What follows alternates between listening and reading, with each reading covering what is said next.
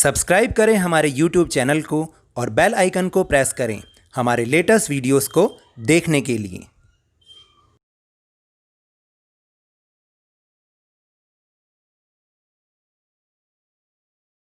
Hello and welcome to Lavneesh sir की क्लास। आज की ये शिक्षा निदेशालय राष्ट्रीय राजधानी क्षेत्र दिल्ली की वर्कशीट नंबर 4 जो कि क्लास 7वीं के स्टूडेंट्स के लिए ही है और यह ली गई है गणित विषय से। और इसमें आज हम जिसके बारे में समझेंगे ना वो बहुत ही मज़ेदार है और आपको भी बहुत ही मज़ा आएगा इसको करने में।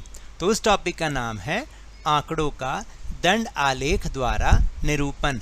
यानी ये तो बहुत कठिन सा शब्द है ना, सिंपल आपको बताऊं, आज हम आंकड़ों को ग्राफ के रूप में दिखाना समझेंगे कि ग्राफ के रूप में हम उसे कैसे समझाएं, इसके बारे में सीखेंगे। तो है ना मज़ेदार एक्टिविटी। चलिए आज हम आंकड़ों को दंड आलेख के रूप में निरूपित करना सीखेंगे। थोड़े से हिंदी के कठिन शब्द हैं, कोई बात नहीं, मतलब आंकड़ों का ग्राफ बनाएंगे। प्रश्न है, कक्षा 7वीं के कक्षाध्यापक श्री R.K. जैन ने सप्ताह के प्रत्येक दिन कार्यपत्रक भेजने वाले विद्यार्थियों के निम्न आंकड़े प्राप्त किए। यानी कि हर दिन कितने कितने बच्चे उनको वर्कशीट भेजते हैं उसके आंकड़े उन्होंने प्राप्त किए। तो ये आंकड़े कुछ इस तरीके से थे। दिन तो हो गए 6, कौन कौन से, सोम, मंगल, बुध, गुरु, शुक्र और शनि। और विद्यार्थियों की संख्या यहाँ पर आ गई कि सोमवार को 34 बच्चों ने भेजा, मंगलवार को 28 बच्चों ने, बुध को 45 बच्चों ने, गुरुवार को 48 स्टूडेंट्स ने, गुरुवार को 48, शुक्रवार को 39 और शनिवार को 35 बच्चों ने। अब देखो स्टेप बाय स्टेप हम सीखेंगे कि किस तरह से हमें दंड आलेख या इसको हम बार ग्राफ भी कहते हैं वो हम कैसे बनाना सीखें। तो सबसे पहले जो स्टेप्स हैं वो देखिए, आंकड़े संग्रहित कीजिए, कर लिए। फिर दूसरा है एक एक्स अक्ष बनाना है और एक वाई अक्ष बनाना है। उसके बाद एक्स अक्ष को मापांकित कीजिए। अभी मैं आपको दिखा भी रहा हूँ, या नीचे भी बना हुआ है। तो देखिए आंकड़े संग्रहित करने के बाद हमने 2 यहाँ पर लाइंस खींची ग्राफ पेपर के ऊपर। ये सब आपको ग्राफ पेपर पे करना है, इसलिए आप एक ग्राफ पेपर जरूर खरीद के लाएं, 1 या 2 कम से कम खरीद के लाएं और उस पर प्रैक्टिस करें। ये बहुत ही आसान प्रश्न है, जब पेपर में आता है ना तो कम से कम 5 नंबर का आता है और करना कुछ नहीं है, सिर्फ ग्राफ बनाना है। अगर एक बार आप सीख गए 5 नंबर पक्के। तो देखिए कैसे बनाना है। एक तो हमने एक्स अक्ष बनाना है, यानी ये जो नीचे वाली लाइन है, ये पूरी लाइन, इसको हम कहते हैं एक्स अक्ष। और ये जो खड़ी लाइन है इसको हम कहते हैं वाई अक्ष। समझ में आई। जो एक्स अक्ष है उसको हम दिन बना लेते हैं, यानी 6 दिन, सोमवार, मंगलवार, बुधवार, वीरवार, शुक्रवार और शनिवार। और ये जो वाई अक्ष है इस पर हम बच्चों की संख्या या विद्यार्थियों की संख्या को लिखेंगे। लेकिन देखिए अब यहाँ पर सबसे पहले हमें ये देखने की बात होती है कि आप ये देख लिया कीजिए कि इसमें सबसे ज़्यादा कौन सा नंबर है। इनमें अगर देखें तो सबसे ज़्यादा जो नंबर आ रहा है वो आ रहा है 48।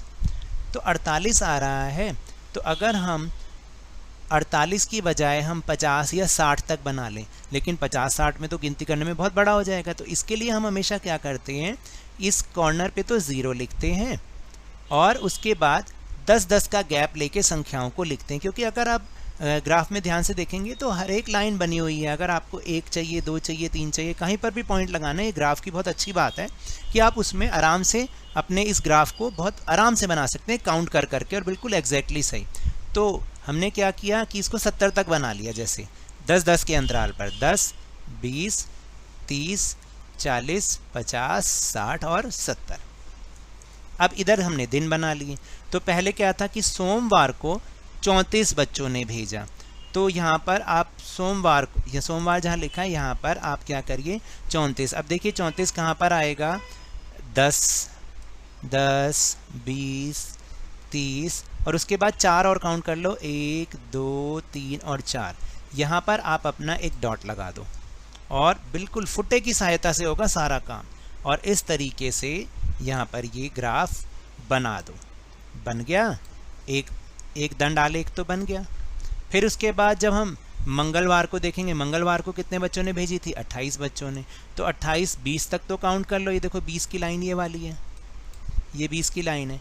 और इसके बाद अगर आप 8 लाइनें काउंट करोगे तो उसका बिंदु यहाँ पर लगेगा, उसको आप ज्वाइन करके इस तरीके से बनाओ। और इस तरीके से हमें ये बुधवार का भी ग्राफ बनाना है, वीरवार का भी बनाना है, शुक्रवार का भी बनाना है और शनिवार का भी। जितना जितना लिखा है, देखिए जैसे एक और बताऊं, शुक्रवार को लिखा 39, तो 39 कहाँ पर आएगा? 40 के पास ही आएगा। तो पहले तो 30 वाली लाइन देख लो, जो 30 वाली लाइन है उस लाइन को देखो, और उसके बाद आपने 9 लाइन और काउंट करनी है। 1 2 3 4 5 6 7 8 9, ये लाइन। यही ग्राफ की विशेषता है कि आप हर लाइन को एग्जैक्ट गिन के आप अपना ग्राफ बना सकते हैं। तो इस तरीके से हम अपना ग्राफ बनाएंगे। अगर आपको नहीं समझ में आया तो अभी मैं आपको खुद से बना के, जो नीचे प्रश्न है दिमागी कसरत के, उसमें मैं आपको खुद से बना के दिखाऊंगा, तो आपको बहुत अच्छे से समझ में आ जाएगा। तो चलिए अब हम चलते हैं अपनी दिमागी कसरत की ओर। हमें खुद भी तो करके देखना है ना। तो पहला प्रश्न दिमागी कसरत का ध्यान से पढ़िएगा। प्रश्न नंबर 1 है, निम्नलिखित आंकड़े किसी कक्षा के 6 विद्यार्थियों द्वारा, यानी 50 में से उन्होंने जो अंक प्राप्त किए उसके आंकड़े हैं, कुल अंकों को दर्शाते हैं। यानी 50 में से 6 विद्यार्थियों ने कितने कितने अंक प्राप्त किए, इन्हें एक दंड आलेख द्वारा निरूपित कीजिए। वही बिल्कुल वैसे ही ग्राफ बनाना है, अभी हम बना के दिखाएंगे।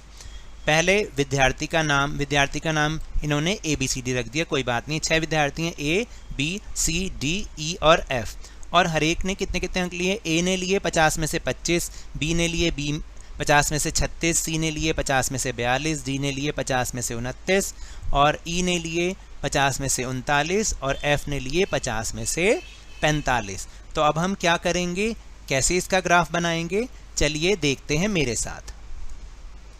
तो देखिए इस तरीके से ग्राफ पहले प्रश्न का बनेगा। क्वेश्चन नंबर 1 का जो आंसर है वो इस तरीके से बनेगा। कैसे बना, देखिए पहले आप 2 लाइन खींच लीजिए, एक को हम x अक्ष बनाएंगे और एक को हम y अक्ष बनाएंगे। y अक्ष पर हम मार्क्स लिख देंगे, अंक लिख देंगे, और x अक्ष पर हम स्टूडेंट्स बनाएंगे कि किस किस ने कितने कितने मार्क्स लिए। जैसे लिखा हुआ था कि A विद्यार्थी ने कितने अंक लिए थे? 25 अंक लिए थे। तो 25 पहले तो हमने क्या करना है, क्योंकि 50 में से कुल अंक थे, हमने ये पढ़ा कि उसमें 50 में से कुल अंक मिले थे। A को मिले थे 50 में से 25, तो 50 तक तो पहले हमने 50 तक तो काउंटिंग नहीं लिख सकते, तो हमने 10-10 के डिफरेंस पर ये बना दिया, 10 20 30 40 50। अब हम देखा हमने कि A ने लिए 25 मार्क्स, तो 25 की लाइन कैसे बनेगी, देखिए 10 फिर 20 और फिर इन दोनों के बीच की लाइन 5 हो गई, तो ये बन गया 25। तो A को मिले 25 नंबर। फिर B के लिए मिले थे, B को कितने अंक मिले थे? B को मिले थे 36 अंक मिले थे। तो B को 36 कैसे दिखाएंगे? 10 20 30 और 5 की लाइन और एक और ऊपर पतली सी लाइन, तो ये बन गए 36 अंक। फिर C को कितने अंक मिले थे? C को मिले थे 42 अंक। तो कैसे, फिर दोबारा से देखोगे, ये 10 की लाइन, ये 20 की लाइन, ये 30 की लाइन, ये 40 और 2 लाइंस ऊपर 42 नंबर बन गए। फिर D को कितने मार्क्स मिले थे? D को मिले थे 29 नंबर। तो 29 कैसे दिखाएंगे? 10 की लाइन यहाँ तक खींची, 20 और 30 नहीं पहुँचे, उससे एक कम 29। इस तरीके से हमने इसका ग्राफ बनाया। फिर E को कितने मार्क्स मिले थे? 39 39 हमने इस तरीके से दिखाया। और F को कितने मिले थे? 45। तो ध्यान से देखते चलो, 10 की लाइन, 20 की लाइन, फिर 30 की लाइन, 40 की लाइन और 50 और 40 के बीच में ये 45। इस तरीके से आपको ये ग्राफ बनाना है। तो समझ आया ना? फिर प्रश्न नंबर 2 क्या है, ये पढ़ते हैं। 6ठी और 7वीं कक्षाओं के 200 विद्यार्थियों से उनके मनपसंद रंग का नाम बताने के लिए कहा गया, ताकि यह निर्णय लिया जा सके कि उनके स्कूल के भवन का क्या रंग रखा जाएगा। इसके परिणाम निम्नलिखित सारणी द्वारा दर्शाए गए हैं। इन आंकड़ों को एक दंड आलेख द्वारा निरूपित कीजिए। आपको यही प्रश्न में लिखाएगा दंड आलेख, और ये बहुत ही सिंपल है। अगर आप एक बार सीख गए ना तो बहुत ही मज़ा भी आएगा और मार्क्स भी मिलेंगे। तो देखिए यहाँ पर टेबल किस तरह से बना रखी है, पहले रंग लिखे हुए हैं और फिर विद्यार्थियों की संख्या। तो वही दो एक्सिस बनेंगे, एक्स एक्सिस और वाई एक्सिस। एक्स एक्सिस में हमें जो है एक्स अक्ष पर हमें रंगों के नाम लिखने हैं और वाई अक्ष पर हमें विद्यार्थियों की संख्या लिखनी है। जैसे 43 विद्यार्थियों को लाल रंग पसंद आया कि भाई हम लाल रंग रखेंगे स्कूल का। 55 विद्यार्थियों को भूरा रंग उन्होंने लिखा, 19 विद्यार्थियों ने नीला, 49 विद्यार्थियों ने काला और 34 विद्यार्थियों ने गुलाबी रंग सोचा। तो अब हमें इसका ग्राफ बनाना है, बहुत आसान है। चलिए मेरे साथ बनाने की कोशिश करते हैं। तो देखिए दूसरे प्रश्न का ग्राफ इस तरीके से बनेगा। वही पहले हमें दो लाइंस बनानी है ग्राफ पेपर पर, एक्स अक्ष और वाई अक्ष। वाई अक्ष पर हमने विद्यार्थियों की संख्या लिखनी है और या नंबर ऑफ स्टूडेंट भी बोलते हैं, और एक्स अक्ष पर हमने रंग लिखने हैं, यानी कितने विद्यार्थियों ने किस कलर की डिमांड की, यानी कौन सा कलर बताया। तो अब हम फिर वही करेंगे कि सबसे मैक्सिमम नंबर देख लो, तो उसमें 55 था, तो 55 के बाद हम 60 तक इसको बना देते हैं। लेकिन 60 तक गिनती ज़्यादा होती है, इसलिए 10-10 के डिफरेंस पे ले लेते हैं। तो 10, 20, 30, यहाँ पर जगह नहीं थी तो मैंने 40 यहाँ लिख दिया, 50 और 60। तो सबसे पहले आप देखिए कि लाल रंग को कितने लोगों ने बोला, कितने बच्चों ने बोला, वो बोला 42 बच्चों ने। कितने बच्चों ने बोला? 42 बच्चों ने। ठीक है, तो उसको हमने इस तरीके से दिखा दिया। फिर इसके बाद ब्राउन यानी भूरे रंग को कितने बच्चों ने बोला? भूरे रंग को बोला है 45 बच्चों ने। तो 45 वही पिछले ग्राफ की तरह 10, 20, 30, 40, 55 बच्चों ने बोला, तो 55 आ गया। 50 के बाद ये पांचवी लाइन 55। उसके बाद जो ब्लू कलर है वो कितने बच्चों ने बोला था? 19 बच्चों ने। तो 19 दिखाने के लिए 10 और 20 से एक लाइन नीचे 19 बन गया। फिर उसके बाद जो काला रंग था वो कितने बच्चों ने बोला? वो बोला 49 बच्चों की पसंद था काला रंग।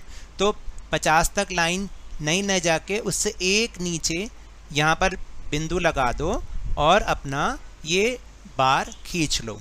फिर उसके बाद गुलाबी रंग के लिए कितने बच्चों ने हाँ की थी बताओ? वो थे 34 यानी कि 34। और इस तरीके से ये बार ग्राफ बन जाएगा और मैंने इसमें वही कलर भी कर दिए ताकि ये और सुंदर दिखाई दे।